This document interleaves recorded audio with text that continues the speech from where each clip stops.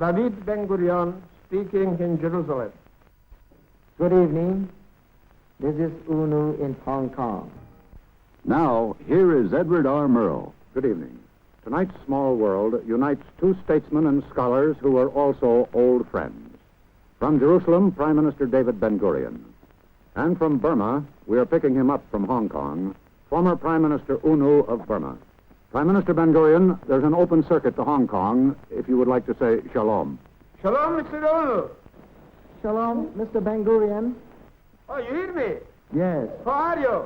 Yes, thank you. I'm quite well. How's your wife? Is she with you? Oh, thank you very much. She is fine, too. How is Mrs. Ben Gurion? Oh, fine. Thanks.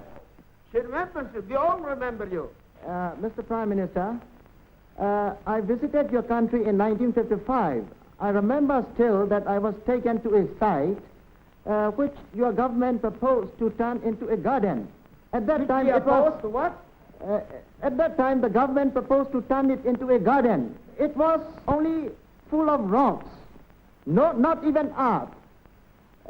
They promised that if I come back again to Israel after 3 years, it will be turned into a garden. Has it been turned into a garden? Well, not as fully as I expected. You see, we always wish and hope for more than we human beings can accomplish. Yes. But it's being turned into a garden, and I wish you to come again and to see the trees where there was never a tree since the creation, and green patches, and horses breeding, and sheep, and young girls and young children are living there. I have heard the Prime Minister say that in Israel, in order to be a realist, one must believe in miracles. Is that true in Burma, Nu? Not yet quite. In Israel, there are plenty of men who can do wonders, who can do miracles. And I've seen some of the miraculous things they have done themselves. Because they have turned deserts into gardens. They have turned the rocks into, oases and things like that. So, to me, when the Israelis said that they would do certain things, I believed. Prime Minister Ben Gurion, did you know that our friend Nu once translated Dale Carnegie into Burmese? I'm sorry, I'm afraid not. Well, sir, he was a proficient salesman and teacher of public speaking. And he Salesman. I was never a salesman, see? The man who wrote How to Win Friends and Influence People. What? This is one of the most popular books in the whole world. It cannot be done by books. It can be done only by heart. One cannot learn that. He must have it in his soul. Nu translated that book, you know. Into Burmese? Into Burmese, yes. I see. And did you make many friends by that? Yes, it is still very popular in our country. Well, in How to Win Friends and Influence People by Carnegie and Nu, it is stated that the sweetest word in any man's language is his own name. And yet, Nu, in a recent speech, you said that part of the world's troubles and ills came from the repeated use of the word I. According to Buddhism, this is the very source of all the troubles. So if we want to get rid of all these troubles, first of all, we must get rid of this I consciousness, which is called in Buddhism, Sakaya deity. Well, Nu, what do you think we should do in order to get rid of this I consciousness? Meditate. Meditation is the only way by which we can get rid of that I. That's why when I visited Israel a few years ago, I had invited the Prime Minister to come over to Rangoon and have a little bit of meditation. He has accepted it. But meditation, dear Nu, is not enough. Meditation is merely a personal thing. Every one of us must do something for the world, for humanity. And this cannot be done by meditation alone. I quite agree. But if you want to get rid of that I, the source of all troubles, we must do it. It is the only way. The I is not so bad in itself. The question is whether it's a selfish I or a human I. The same. It is the same. You see, our God began his 10 Commandments with the word I am your God. Oh, I see. I don't know about that. There is no such thing as God in Buddhism. Well, except for this basic difference, I believe Prime Minister Ben Gurion believes that there are great similarities between Judaism and Buddhism. For example, the Ten Commandments and the basic principles of Buddhism are roughly the same, aren't they?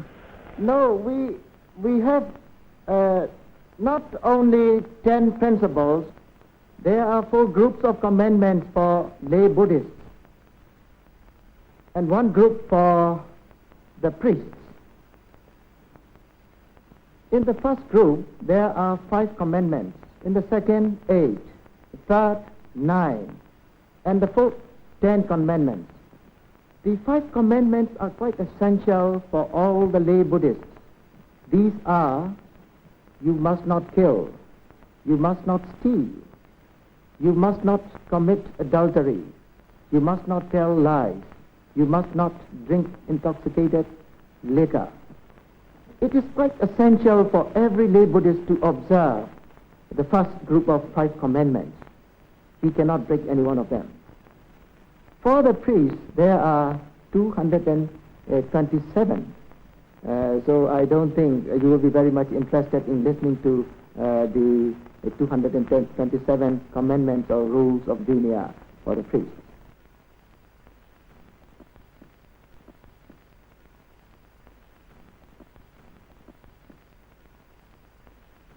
Prime Minister Ben Gurion, you spoke at length about Judaism and Buddhism, and you pointed out the similarities between the two.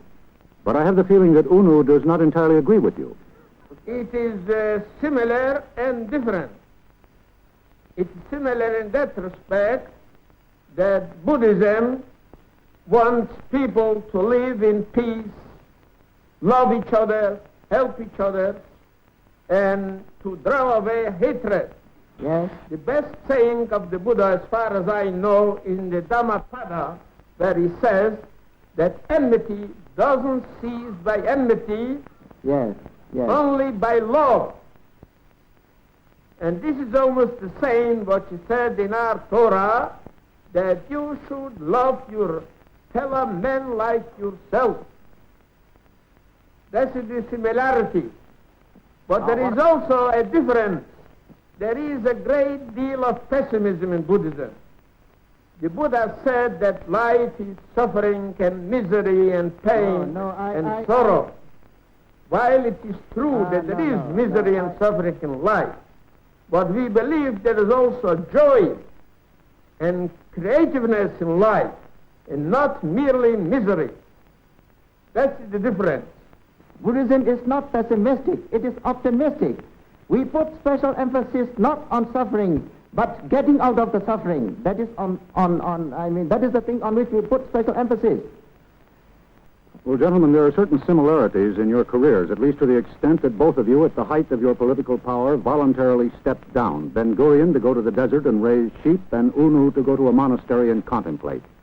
How could you afford to do that, and how could your countries afford to let you do it? I did step out in 1956. You can say it is mainly for contemplation. At that time, my people didn't want me to go, but I've got to go because I'm replying to the inner arch. And when the people understood that I did so in response to the inner arch, they were not in my way. They simply let me go. What I came originally to do in these countries, work. You see, our belief is that a people must live on its own work. And a people can rebuild its country in its own only by its own hard work. And to go to work, especially on the land, was the ideal which brought me some 53 years ago to this country. And I was sorry that I had to give it up for public activities. And the first opportunity which I have seen that I can safely leave government in the hands of my friends, I went back to do the things which I love to do, and I'm happy that I did it. And I hope I will be able to do it again next year or sometime, either when I will leave or they will throw me out of the government, because it's bound to come sometime. I had never wanted to be in the government service. That's why it is very easy for me to step out. But I had to step into the government because our late leader, Bujuk Aung San, was assassinated. And all my friends wanted me to get in. And I got in only after I got the promise from them that I would be allowed to get out after 6 months. But unfortunately, after 3 months, we had general insurrection in Burma, so I couldn't get out. Have you ever worried about the possibility of assassination? I don't. Because, according to Buddhism, if I have ill luck, and if I don't do anything about it, nothing on earth can prevent me from being assassinated. But Buddhism, being an optimistic religion, teaches us how to combat that ill luck. And if I can sufficiently do something to combat that ill luck, there would be nothing on earth that can assassinate me. Prime Minister Ben Gurion, has it ever bothered you? No, never. Although it may happen, anything may happen, but this country is an exception in the whole of the Middle East. Here we can change the government by very peaceful means. Well, perhaps the election you're about to have in Israel will serve as an example for the rest of the Middle East. Prime Minister Ben Gurion, I can tell that you're enjoying talking with UNO over this great distance. With whom else would you like to talk on a program of this kind? Later on, with any decent fellow. With any decent fellow? Yes, who cares for peace and for the welfare of the humanity. Would you be willing to have this type of conversation with Nasser, for example? Well, you must ask him first, because I would do it.